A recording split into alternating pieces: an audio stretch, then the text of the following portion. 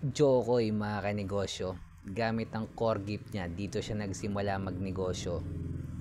Ito, tapusin mo tong video na to, sigurado marami kang matututunan. Kung nagninegosyo ka naman na, malamang isa to sa dahilan kung bakit nalulugi ang negosyo mo. By the way, ako nga pala si Jeffoy, isang negosyante. Isa rin akong DJ. Bilang negosyante, meron akong 10 taon na karanasan na pagkalugi sa pagninegosyo. Tunay na negosyo lang, tulad ng sari-sari store, barbecuean, bilyaran, rental.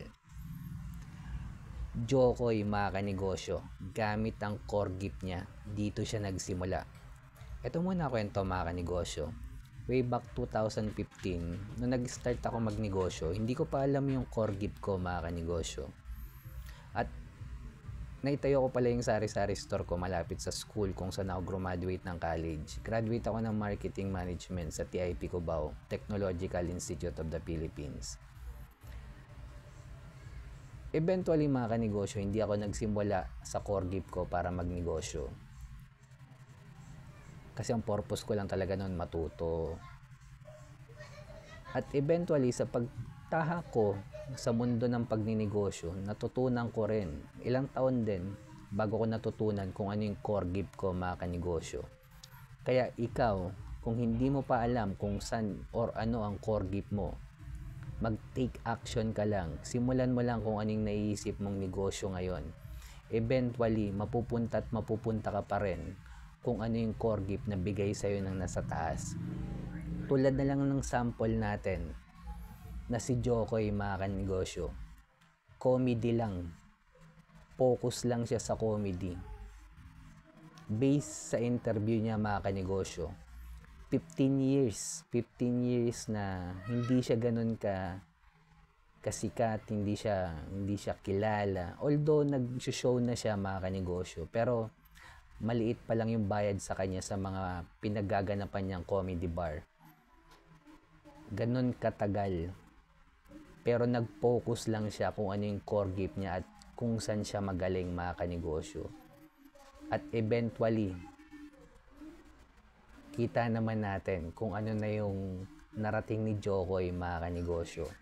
Gamit ang komedya, gamit ang core gift na bigay sa kanya ng nasa taas.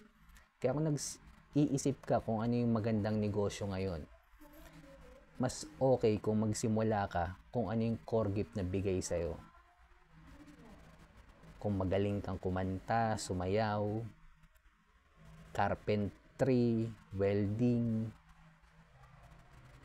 kung ano yung gift sa'yo, diyan ka magsimula magnegosyo, mga kanegosyo. At pagyabungin mo yan, eventually, kikita ka rin dyan, mga kanegosyo.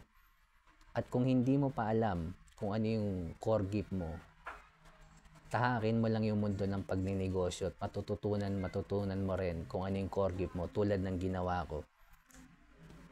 Nung nagtayo ako ng sari-sari store mga kanegosyo, hindi ko pa alam kung ano yung core gift ko. At eventually, sa pagtaha ko ng mundo ng pagninegosyo, natutunan ko rin kung saan ako magaling. Kaya kung magsisimula ka palang magnegosyo, much better kung magsimula ka sa core gift na bigay sa'yo ng nasa taas. At kung hindi mo pa alam kung saan ka magaling, sige lang, mag-take action ka lang sa kung anong naisip mong simulang negosyo.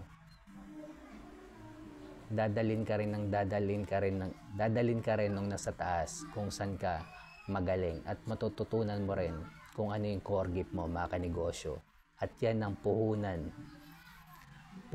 mo sa pagsisimula. Kaya kung umabot ka sa dulo ng video na to, hanapin yung core gift mo, focus in one, hanapin ang community ng mayaman, scale up sa level 2 business model. Panghuli, kailangan natin gumawa ng original content. Kasama na sa trabaho natin yan bilang negosyante. At mga kanegosyo, subscribe ka naman sa akin, heart mo na rin to. Comment ka lang, sabihin mo Jokoy mga kanegosyo. Bilang negosyante, kung dumadanas sa iyong pagsubok or struggle, huwag natin kalimutan mag-pray kahit anong religion natin. Ingat tayong lahat. Peace.